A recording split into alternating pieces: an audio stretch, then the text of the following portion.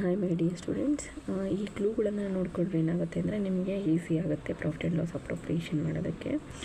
So ಹಂಗಾಗಿ ಈ ಕ್ಲೂಗಳನ್ನು ಕಲಿತಾ ಹೋಗಿ ಈ ಕ್ಲೂ ಒಂದು ಕಲ್ತ್ಕೊಂಬಿಟ್ರೆ ಏನಾಗುತ್ತೆ ಅಂದರೆ ಈಸಿ ಆಗುತ್ತೆ. ಫಸ್ಟ್ ಒಂದು ಕ್ಯಾಪಿಟಲ್ ಬಗ್ಗೆ ಇರೋ ಕ್ಲೂ ಅಂದರೆ ಬರೀ ಕ್ಯಾಪಿಟಲನ್ನು ಕೊಟ್ಟರೆ, ಅಂದರೆ ಫಾರ್ ಎಕ್ಸಾಂಪಲ್ 40,000 50,000 ಅಂತ ಕೊಟ್ಟರೆ ಅದನ್ನು ತೊಗೋಬಾರ್ದು. ಇಂಟ್ರೆಸ್ಟ್ ಆರ್ ಕ್ಯಾಪಿಟಲ್ ಇಂಟ್ರೆಸ್ಟ್ ಅನ್ನೋ ಪದ ಇತ್ತು ಅಂದರೆ ಕ್ಯಾಪಿಟಲ್ ಮುಂದೆ ಅದನ್ನು ತೊಗೋಬೇಕು. ಪರ್ಸೆಂಟೇಜ್ ಕೊಟ್ಟರೆ ಫಾರ್ ಎಕ್ಸಾಂಪಲ್ 6% 8% ಅಂತ ಕೊಟ್ಟರೆ ನಾವೇ ಅದನ್ನೇನು ಮಾಡಬೇಕು, ಫೈಂಡ್ ಔಟ್ ಮಾಡಬೇಕು. ನೆಕ್ಸ್ಟು ಪರ್ಸೆಂಟೇಜು ಕೊಟ್ಟು ಕ್ಯಾಪಿಟಲ್ ಅಮೌಂಟು ಕೊಟ್ಟು ಇಂಟ್ರೆಸ್ಟ್ ಆನ್ ಕ್ಯಾಪಿಟಲ್ ಅಂತ ಕೊಟ್ಟರೆ ನಾವಿದನ್ನು ತಗೊಂಬಾರ್ದು. ನಾವೇನು ಮಾಡಬೇಕು, 3,600 ಇಂಟ್ರೆಸ್ಟ್ ಅನ್ನೋ ಪದ ಎಲ್ಲಿದೆಯೋ ಅದನ್ನು ನಾವೇನು ಮಾಡಬೇಕು, ತೊಗೋಬೇಕು. ಅಥವಾ 60,000 ಮೇಲೆ 6% ಇಂಟ್ರೆಸ್ಟನ್ನು ಕ್ಯಾಲ್ಕುಲೇಷನ್ ಮಾಡಿದ್ರೆ ಸೇಮ್. ಸೊ ಹಂಗಾಗಿ ಇದು ಕ್ಯಾಪಿಟಲ್ನ ಬಗ್ಗೆ ಇರುವಂಥ ರೂಲ್ಸು ನಿಮ್ಮೆಲ್ರಿಗೂ ಅರ್ಥ ಆಗಿದೆ ಅನ್ಕೋತೀನಿ. ನೆಕ್ಸ್ಟ್ ಒಂದು ಯಾವುದು ಅಂತಂದರೆ ಡ್ರಾಯಿಂಗ್ ಬಗ್ಗೆ ಏನನ್ನ ಕಂಡೀಷನ್ ಹೇಳ್ತಾರೆ ಅಂತ ಕೇಳಿಸ್ಕೊಳ್ಳೋಣ.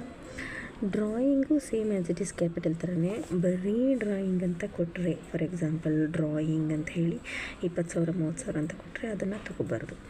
ಈ ಡ್ರಾಯಿಂಗ್ ಮುಂದ್ಗಡೆ ಇಂಟ್ರೆಸ್ಟ್ ಅನ್ನೋ ಪದ ಇತ್ತು ಅಂದರೆ ಅದನ್ನು ತೊಗೋಬೇಕು. ಇಂಟ್ರೆಸ್ಟ್ ಆನ್ ಡ್ರಾಯಿಂಗ್ ಅಂತ ಹೇಳಿದರೆ ಅದನ್ನು ನಾವು ತೊಗೋಬೇಕು. ನೆಕ್ಸ್ಟು ಪರ್ಸೆಂಟೇಜನ್ನು ಕೊಟ್ಟರೆ ನಾವೇ ಫೈಂಡ್ ಔಟ್ ಮಾಡಬೇಕು. ಫಾರ್ ಎಕ್ಸಾಂಪಲ್ 6% ಅಂತ ಕೊಡ್ತಾನೆ, ಆವಾಗ ನಾವೇ ಫೈಂಡ್ ಔಟ್ ಮಾಡಬೇಕು. ಅಕಸ್ಮಾತು ಕೆಲವೊಂದು ಪ್ರಾಬ್ಲಮಲ್ಲಿ ಏನು ಮಾಡ್ತಾನೆ ಅಂತ ಅಂದರೆ ಪರ್ಸೆಂಟೇಜು ಕೊಡ್ತಾನೆ ಫಾರ್ ಎಕ್ಸಾಂಪಲ್ 6% ಅಂತ ಕೊಡ್ತಾನೆ, ಮತ್ತು ಡ್ರಾಯಿಂಗ್ ಅಮೌಂಟ್ ಕೊಡ್ತಾನೆ 60,000 ಅಂತ ಕೊಡ್ತಾನೆ, ಇಂಟ್ರೆಸ್ಟ್ ಆನ್ ಡ್ರಾಯಿಂಗ್ ಈ ಮೂರನ್ನು ಒಟ್ಟಿಗೆ ಕೊಟ್ಟಿರ್ತಾನೆ. ಆವಾಗ ಏನು ಮಾಡಬೇಕು ಅಂದರೆ ನಾವು ಇಂಟ್ರೆಸ್ಟ್ ಆನ್ ಡ್ರಾಯಿಂಗನ್ನು ತಗೋಬೇಕು. ಸೊ ಈ ಕ್ಯಾಪಿಟಲ್ ಬಗ್ಗೆ ಏನು ಹೇಳಿದೆ ಮತ್ತು ಡ್ರಾಯಿಂಗ್ ಬಗ್ಗೆ ಏನು ಹೇಳಿದೆ ಇಷ್ಟನ್ನು ನೀವು ಕಲ್ತ್ಕೊಂಡ್ಬಿಟ್ರೆ ಏನಾಗುತ್ತೆ, ಈಸಿ ಆಗುತ್ತೆ. ಯಾವುದೇ ಥರದ ಡೌಟು ಇರೋದಿಲ್ಲ. ಪ್ರಾಬ್ಲಮ್ನ ನೀಟಾಗಿ ಸಾಲ್ವ್ ಮಾಡ್ಬೋದು. ನೆಕ್ಸ್ಟ್ ಕ್ಲಾಸಲ್ಲಿ ಅದನ್ನು ಹೇಳ್ಕೊಡ್ತೀವಿ ಹೆಂಗೆ ಸಾಲ್ವ್ ಮಾಡೋದು ಅಂತ. ನೆಕ್ಸ್ಟ್ ಲಾಸ್ಟ್ ಇನ್ಯಾವುದು ಉಳಿದಿದೆ ಅಂದರೆ ಸ್ಯಾಲರಿ ಬಗ್ಗೆ. Salary to Varun 500 per annum ಅಂತ ಇದ್ದರೆ ಹೇಗಿದೆಯೋ ಹಾಗೆ ತೊಗೊಳ್ಳಿ. ಪರ್ ಆ್ಯನಮ್ ಅಂತ ಇದ್ದರೆ ಹೇಗಿದೆಯೋ ಹಾಗೆ ತೊಗೊಳ್ಳಿ.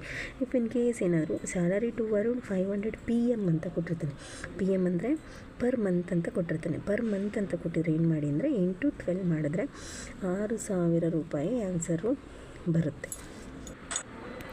ನೋಡಿ, ಇಷ್ಟು ಕ್ಲೂಗಳನ್ನು ಕರೆಕ್ಟಾಗಿ ನೀವೇನಾದರೂ ಕಲ್ತ್ಕೊಂಡ್ಬಿಟ್ರೆ ಇದು ತುಂಬ ಈಸಿ ಆಗುತ್ತೆ.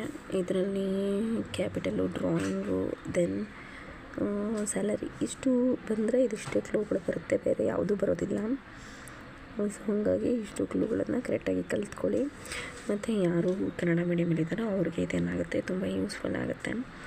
ಬಿಕಾಸ್ ನಮ್ಮ ಮದರ್ ಟಂಗಲ್ಲಿ ಕಲಿಯೋದ್ರಿಂದ ಯಾವ್ಯಾವ ಕ್ಲೂಗಳನ್ನು ಕಲ್ತ್ಕೊಬೋದು, ಪ್ರಾಫಿಟ್ ಆ್ಯಂಡ್ ಲಾಸ್ ಅಪ್ರೋಪ್ರಿಯೇಷನ್ ಮಾಡಬೇಕಾದ್ರೆ ಅಂತ ತಿಳ್ಕೊಬೋದು.